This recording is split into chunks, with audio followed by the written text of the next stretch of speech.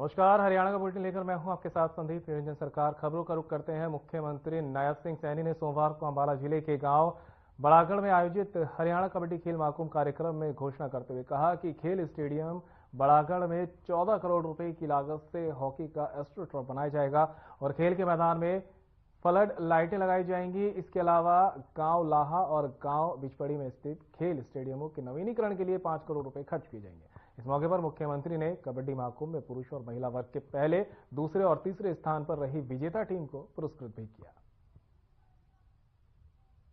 कि खिलाड़ियों को बचपन से ही तराशने के लिए खेल नर्सरियां ये हमारे सरकार के द्वारा खोली गई है।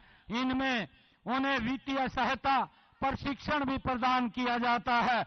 इस समय प्रदेश में 1489 खेल नर्सरियां वो कार्यरत हैं। इनमें 37,225 खिलाड़ी प्रशिक्षण ले रहे हैं। इन नर्सरियों में नामांकित 8 से 14 वर्ष की आयु के खिलाड़ियों को 1500 रुपए तथा 15 वर्ष से 19 वर्ष की आयु के खिलाड़ियों को 2000 रुपए प्रति माह उनको मानदेय देने का काम ये हमारी सरकार कर रही है। हम बचपन से ही खेलों के लिए प्रोत्साहन और प्रशिक्षण प्रदान कर रहे हैं। राज्य में मजबूत खेल इंफ्रास्ट्रक्चर भी तैयार किया गया है ताकि खिलाड़ियों को आधुनिक सुविधाएं वो प्राप्त हों। खेल पदक जीतने का माध्यम मात्र नहीं है, बल्कि यह लोगों के दिलों के जीतने का भी माध्यम है।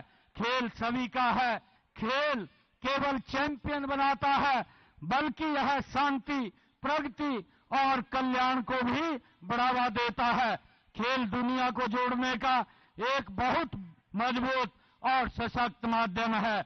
मैदान कोई भी हो, चुनौती कैसी भी हो, हमें हर हाल में अपना बेस्ट देना है। इस अवसर को हमें खोना नहीं है। आप जिस भी खेल में हैं उसे जमकर खेलिए, डटकर खेलिए, खुद जीतिए, अपनी टीम को भी जिताइए। अगर हार गए तो भी टेंशन नहीं रखिए, हारोगे तो भी बहुत कुछ सीखोगे।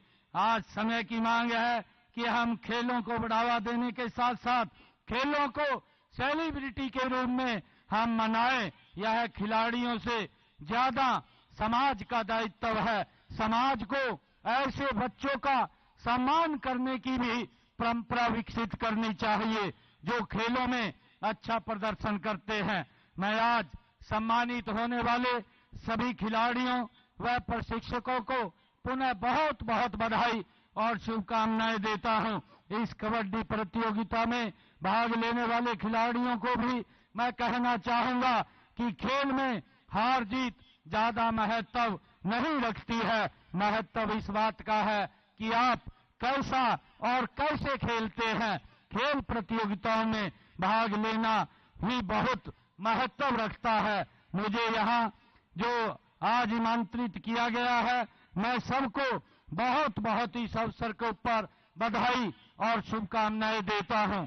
आज मुझे खुशी है कि आज यहाँ पर जो ये मॉडर्न स्पोर्ट्स कॉम्प्लेक्स जो यहाँ बना है, इसमें सभी कोचिज की भी व्यवस्था है और हमारे यहाँ पर बेटियों का ये गर्ल कॉलेज भी है। और मुझे ये बताते हुए खुशी हो रही है कि आज मैं इस खेल स्टेडियम के अंदर एक हॉकी का एस्ट्रोटर्फ जो यहाँ पर लगेगा उसकी 14 करोड़ रुपए की लागत है। वो 14 करोड़ रुपए की लागत से यहाँ पर हमारे खिलाड़ियों के लिए ये हॉकी का एस्ट्रोटर्फ यहाँ लगाया जाएगा और इस खेल स्टेडियम के अंदर यहाँ पर फ्लड लाइट भी लगाई जाएगी ताकि रात के समय में भी खिलाड़ियों को कोई दिक्कत, कोई परेशानी ना आए। और इसके साथ ही मैं आज यहाँ पर हमारे 2 और खेल स्टेडियम हैं, एक लाहा और एक बिचपड़ी में, उनके नवीनीकरण के लिए भी मैं 5 करोड़ रुपया अलग से दे करके जाता हूं। आप सब खिलाड़ी आज यहाँ पर आज शामिल हुए हैं और पूरे इस जोनल से आप लोग यहाँ आए हैं। मैं आप सबको और सभी प्रशिक्षकों को आज पुनः बहुत बहुत बधाई और शुभकामनाएं देता हूं। हरियाणा के सीएम नायब सिंह सैनी ने नारायणगढ़ विधानसभा क्षेत्र के दौरे पर रहे, जहां उन्होंने शिक्षा और खेल के बुनियादी ढांचे को बढ़ावा देने के लिए एक बागवानी कॉलेज की स्थापना और स्थानीय स्टेडियम में हॉकी एस्ट्रोटर्फ लगाने की घोषणा की। ये बागवानी कॉलेज महाराणा प्रताप बागवानी विश्वविद्यालय करनाल से संबद्ध होगा, जिससे इस क्षेत्र के युवाओं को बागवानी के क्षेत्र में विश्व स्तरीय शिक्षा और शोध के अवसर मिलेंगे। साथ ही नारायणगढ़ विधानसभा क्षेत्र में पीडब्ल्यूडी सड़कों की मरम्मत और जीर्णोद्धार के लिए 10 करोड़ रुपए देने की भी घोषणा की गई है। इसके अलावा उन्होंने नारायणगढ़ विधानसभा क्षेत्र के गांवों के विकास के लिए 5 करोड़ रुपए की अतिरिक्त राशि देने की भी घोषणा की। और क्या कुछ तोहफा दिया है सीएम सैनी ने, वो भी आपको सुना देते हैं।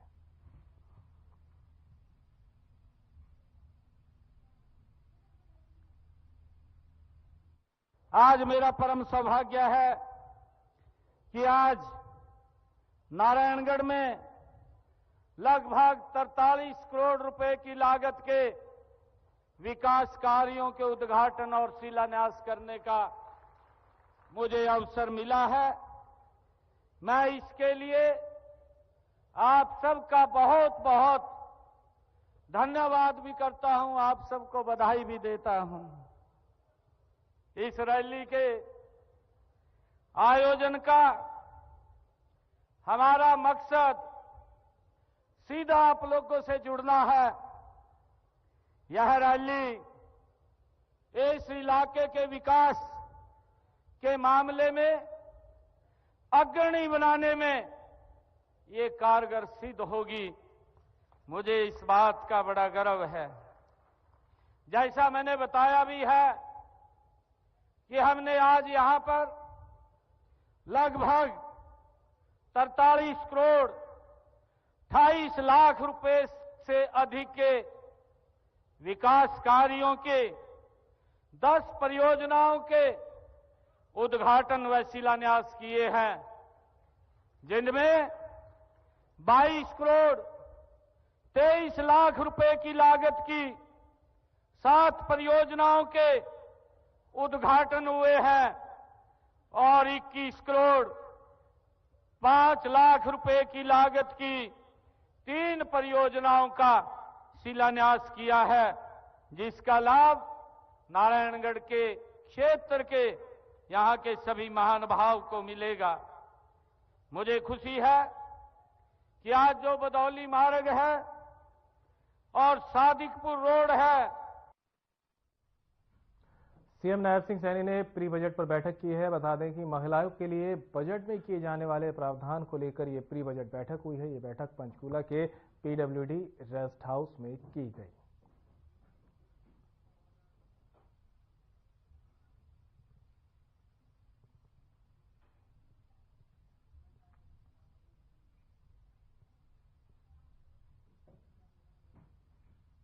हरियाणा के पूर्व सीएम भूपेंद्र सिंह हुड्डा का बयान सामने आया है। उन्होंने प्रदेश में बीजेपी सरकार के 100 दिन पर निशाना साधते प्रदेश सरकार को विफल बताया। हुड्डा ने कहा कि हरियाणा महंगाई, अपराध और बेरोजगारी के क्षेत्र में नंबर 1 हो गया है। हरियाणा के लोग आज अपने आप को असुरक्षित महसूस कर रहे हैं। हुड्डा ने और क्या कुछ कहा है, आपको सुनाते हैं। विफल सरकार है, जैसे 10 साल की है वैसे अब करें। कोई आगे तो हरियाणा प्रगति करी नहीं। बेरोजगारी में नंबर 1 हो गया, महंगाई, कानून व्यवस्था ठप हो गई और आज कोई भी हरियाणा में अपने आप को सुरक्षित महसूस नहीं कर रहा। कोई भी एक ऐसा काम नहीं किया जिसको हम कैश करें। हरियाणा में विधानसभा चुनाव है, किस तरीके से आप हरियाणा में विधानसभा चुनाव हुए, लेकिन उसके बाद अब दिल्ली में विधानसभा चुनाव हो रहे हैं, किस तरीके से आप देख रहे हैं, किस तरीके से प्रचार करेंगे आप? कांग्रेस जो है, लोग हरियाणा दिल्ली के लोग कांग्रेस की ओर देख रहे हैं, तो वो समझ चुके हैं कि केवल दिल्ली का विकास कांग्रेस के समय नहीं हुआ जब शीला दीक्षित ने इनको देख लिया, आम आदमी पार्टी को देख लिया, बीजेपी। खबर हरियाणा से है, जहां पटवारियों ने अपनी मांगों को लेकर प्रदर्शन किया है और जिला उपायुक्त को ज्ञापन दिया है। इस दौरान जिला प्रधान आजाद सिंह ने कहा कि पटवारियों पर जो भ्रष्टाचार के आरोप लगाए गए हैं वो सरासर गलत आरोप हैं। इस दौरान पटवारियों ने जिला उपायुक्त को ज्ञापन भी भेजा है। वहीं पटवारी ने बताया कि उनके 3 दिन का कार्यक्रम है, वे अपने बाजू पर काली पट्टी बांधकर जनहित के काम करेंगे।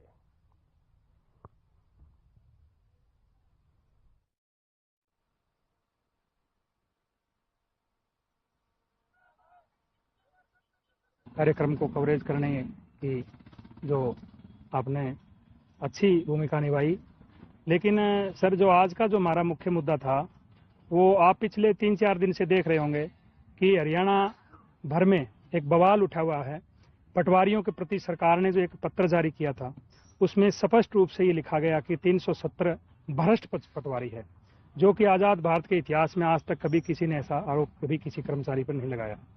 अवश्य रूप से कोई यदि दोषी हो तो निश्चित रूप से कानून उसका काम समय समय पर करती रहती है।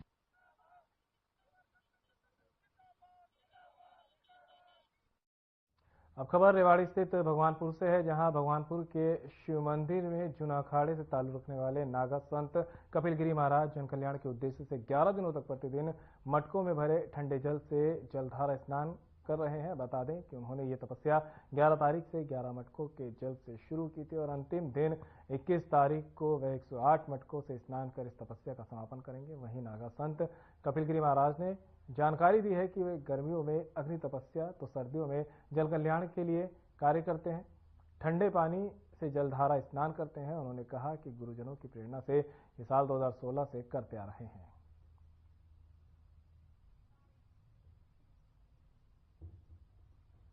मैं इस गांव में लगभग 8-10 महीने से रह रहा हूं।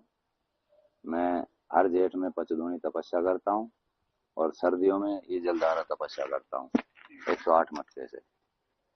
अभी 11 तारीख से मेरी तपस्या चल रही है। 11 तारीख को 11 मटके थे, रोज 10-10 मटके चल बढ़ते जा रहे हैं। आज 8वां दिन है तपस्या का। आज 81 मटके से स्नान किया था मैंने सुबह 5 बजे। अभी 3 दिन की तपस्या और रह रही है। 108 मटके से स्नान करके 21 तारीख को 22 तारीख को भंडारा करना है। लेकिन पूरे प्रदेश के अंदर, पूरे देश के अंदर शीतलहर का प्रकोप चल रहा है, धुंध है, ओस है, क्या पूरा उद्देश्य है और इस जलधारा का मतलब क्या है? इस जलधारा का मेरे को तो एक दृढ़ निश्चित है, ये तपस्या करनी है। मैं साधु बनाऊं जब तब करने के लिए, सर्दी हो, कोहरा हो, बरसात हो, कुछ भी हो, मुझे ये तपस्या जो मैंने निश्चय लिया है वो करना है।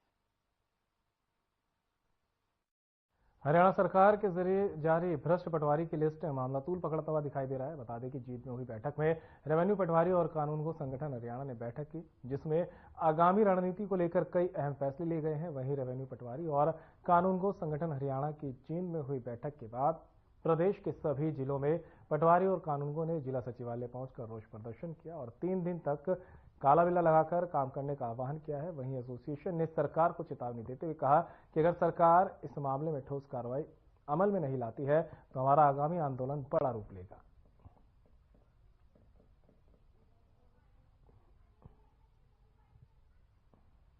जी, आज हम सरकार ने जो एक 370 पटवारियों की, जिनको सरकार ने बिना किसी दलील, वकील, अपील के भ्रष्ट घोषित कर दिया है, उसके खिलाफ हम यहाँ ज्ञापन देने के लिए आए हैं डीसी साहब के मार्फत राजस्व विभाग को। तो इसलिए हम यहाँ इकट्ठा हुए हैं। क्या मसला है ये? लोगों से हमने बात करी, वो कहते हैं कि पटवारियों से काम लेना होता है तो पैसे ले लेते हैं वो। देखिए, जो सरकार ने सरकारी फीस निश्चित की हुई है वो तो पटवारियों को ही लेनी होती है और वही फीस हम लेते हैं। इसके अलावा ऐसा कोई भी मामला नहीं है। तो आज पूरे जिले भर के पटवारी एकत्रित हुए? जी, हर जिले में, हर राज्य कार्यकारिणी के आह्वान के ऊपर हर जिले में जो पूरे पटवारी कानूनगो हैं वो सारे इकट्ठे हुए हैं। कागज बदला आए थे बनवान खातर। कहाँ पे? यही पटवारी पर। अच्छा, तो क्या हो गया काम? मिले नहीं, यहाँ तो कोई ताला लग रहा है। ताला लग रहा है? क्यों ताला? पूछा ना किसी से भी ताला क्यों लग रहा है? कोई बता ही नहीं रहा, बंद पड़ा। अच्छा, कितने लोग हैं ऐसे काम यहाँ तो 20-30 लोग तो आए हैं। अच्छा, रोज ऐसे होता है क्या? रोज ही होगा। रोज ऐसे काम होता ही नहीं? हाँ, खेती कागज पटवारी से काम था, इंतकाल कराना था। अच्छा, तो उसने बताया था भी ये दरखास्त लिखवा लो। उसने फिर वकील ने हमारे से बताया भी इसमें ये तो बताओ किस बेस पर लिखवाना है स्टाम, ये पूछने आए थे, बाकी और कुछ नहीं। फिर अब यहाँ पे यहाँ क्या पता चला? यहाँ पटवारी है नहीं। क्यों? और तो पता नहीं क्यों है, मना नहीं, इस बात का पता क्यों नहीं है। मतलब आपकी काफी एज है, चल आप सकते तो दोबारा आपको चक्कर कटेंगे? अब तो देखो, काम के लिए तो आना पड़ेगा, क्या करें, काम के लिए आना पड़ेगा। मैं तो आई थी तो मेरे को एनओसी देनी थी, अपनी जमीन की क्लियरेंस लेनी थी, लेकिन यहाँ कोई भी नहीं है, लॉक लगा हुआ है। बोल रहे हैं कि स्ट्राइक पे गए हुए हैं। पब्लिक परेशान है, बहुत पब्लिक आई हुई है। किस बात की स्ट्राइक? ये मुझे नहीं पता, ये तो नहीं मुझे पता कि किस चीज़ की स्ट्राइक है, किस चीज़ की नहीं, लेकिन हाँ बोल रहे हैं कि स्ट्राइक है। सर मैं पटवार खाने में आया हूँ। मैं 23 में मेरी रजिस्ट्री हुई थी सर, मेरे को 9 महीने हो गए हैं और मैं अब आया हूँ दोबारा, तो मेरी कोई रजिस्ट्री पर मेरा वो इंतकाल नहीं चढ़ा रहे, ठीक है जी, और पैसे मांग रहे हैं मेरे से, ठीक है सर। तो क्या बोलते हैं, इतना टाइम हो गया आपको पैसे? सर पैसे मांग रहे हैं, मैं पैसे कहाँ से दूंगा ये बताओ, मेरे पास पैसा है नहीं, मैं कहाँ से दूंगा सर पैसा उनको, बताइए आप। और आज मैं आया हूँ तो उन्होंने हड़ताल करके बैठे हुए हैं सर, हैं, मेरी कोई सुनवाई नहीं हो रही है सर, बताओ मैं गरीब आदमी मैं क्या करूंगा। देखिए ऐसा है, जो पीछे आप लोगों ने भी सबने पता है कि जो ये 300 पूरे हरियाणा में 370 पटवारियों की जो ये नाम जाति वगैरह लिख के एक जो असंवैधानिक और अनैतिक जो लिस्ट निकाली है, उनको सीधा ही भ्रष्ट डिक्लेयर कर दिया, बिना किसी जांच, बिना किसी कोई शिकायत के एकदम कर दिया। ये बहुत ही गलत किया है। और हरियाणा सरकार द्वारा जो पटवारियों के खिलाफ जो है भ्रष्ट पटवारी की एक लिस्ट निकाली गई है, उसमें 370 का नाम है और 370 इनकी जुबान पे पहले से ही है। सरकार की क्या मंशा रही है, इसके पीछे क्या मंशा है, किस एजेंसी से इन्होंने जांच करवा करके ये करवाया गया है, जिन पटवारियों के नाम है। अब खबर खेड़ी थाना क्षेत्र से है, जहां भारत कॉलोनी के पास हनुमान नगर की गली नंबर 5 में अदानी पीएनजी गैस पाइपलाइन में अचानक आग लगने से हड़कंप मच गई। यह घटना सुबह करीब 11:45 पर हुई, जब स्थानीय लोगों ने पाइपलाइन से गैस लीक होते हुए देखी। देखते ही देखते पाइपलाइन में आग लग गई। वहीं स्थानीय निवासियों ने तुरंत बाल्टी और पानी से आग बुझाने की कोशिश की है, लेकिन लपटें काबू में नहीं आई है। घटना की सूचना फायर ब्रिगेड को दी गई है, जो मौके पर पहुंची और कड़ी मशक्कत के बाद आग पर काबू पाया गया। इस पूरी घटनाक्रम के बारे में खेड़ी थाना प्रभारी सुरेंद्र कुमार ने जानकारी दी।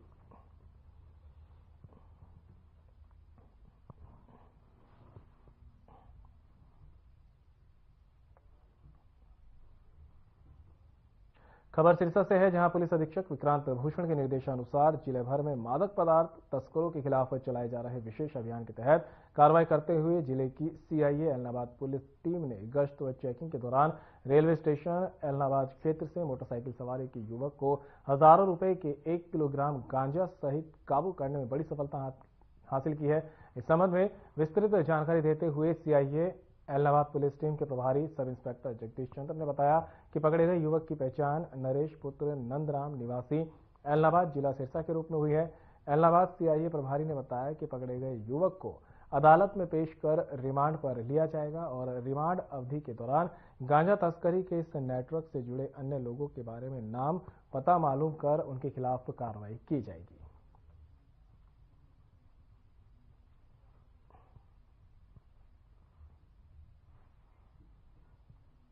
फरीदाबाद में स्ट्रीट लाइट के लिए लाखों रुपए खर्च किए गए, लेकिन लाइट लगाने के बाद उनकी देखरेख करना अधिकारी भूल गए हैं। बता दें कि लोग काफी परेशानियों का सामना कर रहे हैं। इन तस्वीरों को आप देख रहे हैं, ये तस्वीर फरीदाबाद के आईएमटी सेक्टर 65, सेक्टर 62, सेक्टर 2 मोड़ की है, जहां स्ट्रीट लाइट व्यवस्था पर इस कदर चरमरा गई है कि लाखों करोड़ों रुपए बर्बाद हो गए। ऐसे में लोगों को परेशानी से जूझना पड़ रहा है। ये सब फरीदाबाद में प्रशासनिक लापरवाही के कारण हो रहा है। फरीदाबाद के अलग अलग इलाकों में स्ट्रीट लाइट लगाई गई है, लेकिन वे इन दिनों धूल फांकती दिखाई दे रही हैं। इसका खामियाजा लोगों को भुगतना पड़ रहा है।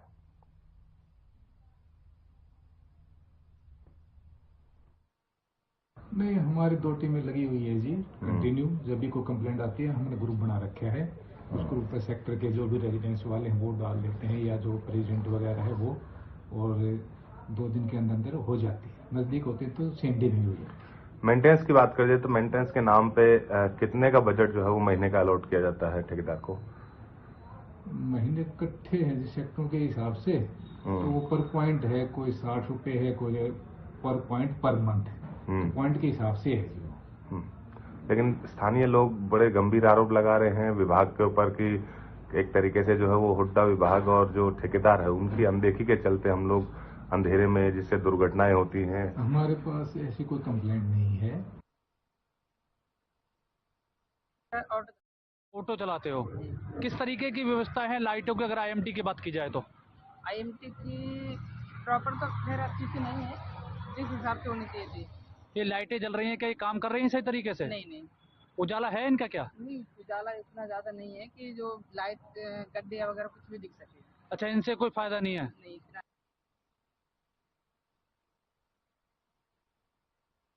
खबर रेवाड़ी से है, जहां भाड़ावास मार्ग पर निर्माणाधीन आरओबी की जिसका निर्माण कार्य 2022 में रेलवे और पीडब्ल्यूडी विभाग ने संयुक्त रूप से शुरू किया था और इसे 18 महीनों में बनाकर तैयार किया जाना था। वही अब इसका समयावधि से 1.5 वर्ष अधिक बीते जाने के बावजूद भी रेलवे की तरफ से निर्माण कार्य अधर में लटका दिया गया है, जिसके कारण स्कूली बच्चों सहित आमजन को जान जोखिम में डालकर पटरियों को पार करना पड़ रहा है। क्या कहना है स्थानीय लोगों का, वो भी आपको सुना देते हैं।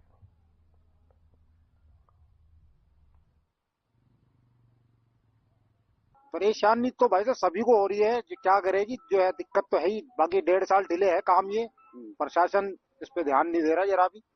काम ये हो जाना चाहिए था 23 में पूरा, 24 पूरी निकाल दी इन्होंने, और अभी भी कोई जुलाई अगस्त से पहले कोई वो नहीं लग रहा इसमें। बहुत समय हो गया, अभी काम पूरा हुआ नहीं है। जी सर। और बच्चे लाते हैं तो प्रॉब्लम होती है, इतने पत्थर पड़े हैं, पैर मुड़ जाते हैं बच्चों के भी। मार्केट जाते हैं तो भी प्रॉब्लम होती है। छोटे बच्चे हैं, हाथ छुड़ा के चले जाएं, भागम भाग होती है, तो मार्केट जाते तो भी दिक्कत तो होती है सर।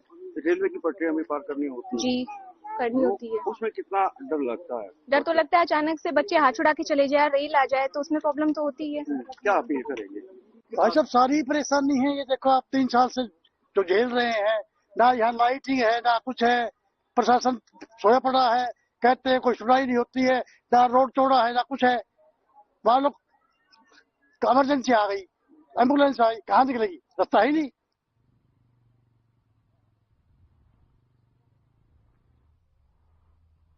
तो वहीं केंद्रीय मंत्री मनोहर लाल अयोध्या पहुंचे, जहां अयोध्या में उन्होंने रामलला के दर्शन किए और साथ ही मनोहर लाल ने श्री राम जन्मभूमि पर चल रहे निर्माण कार्य का अवलोकन भी किया।